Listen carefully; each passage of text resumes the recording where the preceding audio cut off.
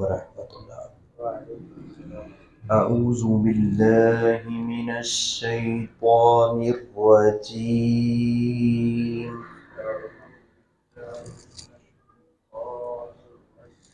بسم اللہ الرحمن الرحیم۔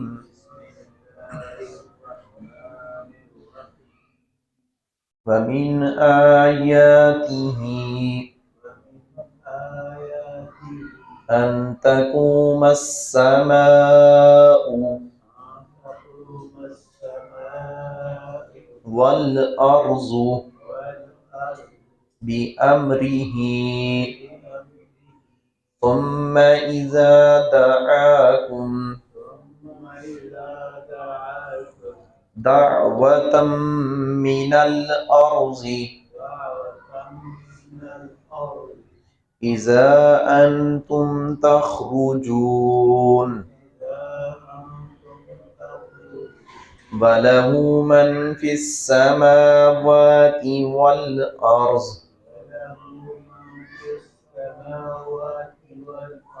كل له قانتون۔ خالق کائنات نے اپنی آیات کا اور اپنی نشانیوں کا تذکرہ کیا ہے۔ اس سورت کی ان آیات میں جو ہم پڑھ رہے ہیں تسلسل کے ساتھ ہے، انسان کی تخلیق کا کہ انسان کو مٹی سے پیدا کیا گیا، یہ اللہ رب العزت کی نشانیوں میں سے ایک نشانی ہے۔ اور پھر اسی طرح اللہ رب العزت نے یہ بات بھی ارشاد فرمائی، یہ رات کو سونے کا آرام کا ذریعہ بنایا اور دن کو کام کاج کا ذریعہ بنایا، اور یہ بھی اللہ کی نشانیوں میں سے ایک نشانی ہے۔ بیویوں کو تمہارے لیے سکون کا ذریعہ بنایا، اور اسی طرح جانوروں کو مسخر کیا ہے۔ زمین و آسمان بغیر ستونوں کے اللہ رب العزت نے یہ وسیع تر نظام جو ہے آسمانوں کا کھڑا کیا، اور زمین کو یہ فرش پانی کے اوپر فرش بچھا دیا۔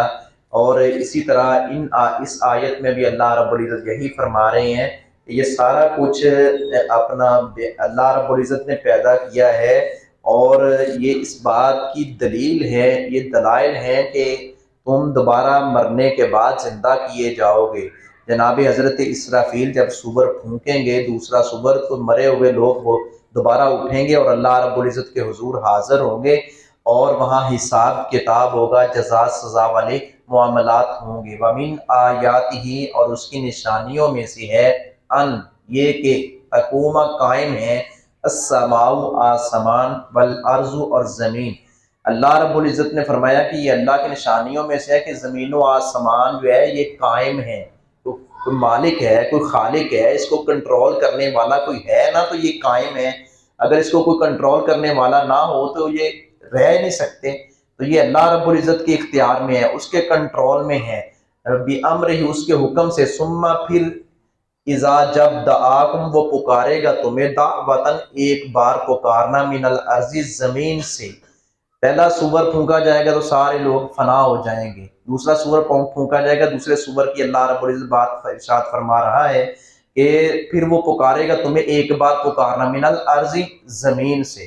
تو یہ اللہ رب العزت کا پکارنا ہے، اور یہ اللہ رب العزت کا حکم ہونا ہے، تو پھر سب لوگ اذا انتم تخرجون، تو ناگہاں تم سب باہر نکل آؤ گے۔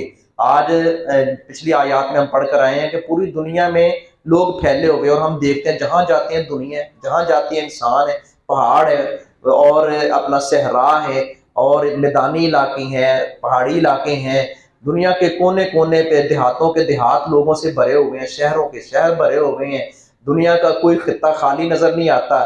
جہاں بھی یہ اپنا خشکی کا کوئی ٹکڑا ہے وہاں لوگ آباد ہیں، اور لوگ زندگی گزار رہے ہیں، پھیلے ہوئے، بشر تنتشرون۔ پچھلی آیات میں اللہ رب العزت نے انسان جو ہے وہ پھیلے ہوئے پوری دنیا میں، یہ اللہ رب العزت نے سب کو پیدا کیا ہے، اور آگے سے آگے لوگ بڑھتے چلے جا رہے ہیں، لوگ مر بھی رہے ہیں، لوگ زندہ بھی ہو رہے ہیں، پیدائش لوگوں کی ہوتی چلی جا رہی ہے۔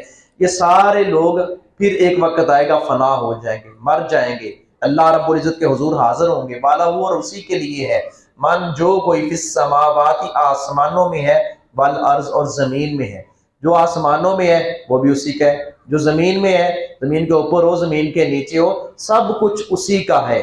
وہ اپنا جاندار چیزیں ہوں، وہ بے جان چیزیں ہوں، وہ نباتات ہوں، وہ جمادات ہوں، حیوانات ہوں، سارے کی ساری اس کی پیدا کردہ ہیں۔ وہ اکیلا خالق ہے، باقی ساری اس کی مخلوقات ہیں۔ ایک خالق نے اتنی مخلوقات، جیسا کہ فرمایا کہ اس کے لشکر اتنے ہیں، وما یعلم جنود ربک الا ہو، اللہ ہی جانتا ہے کہ اللہ رب العزت کے کتنے لشکر ہیں، ہم تو احاطہ نہیں کر سکتے۔ یہ چونٹیاں، یہ کروڑوں اربوں خربوں کی تعداد ہوتی ہے، ہم گنتی کرنا چاہیں تو ان کی گنتی نہیں کر سکتے۔ تو یہ اللہ رب العزت کی چھوٹی سی ایک مخلوق ہے۔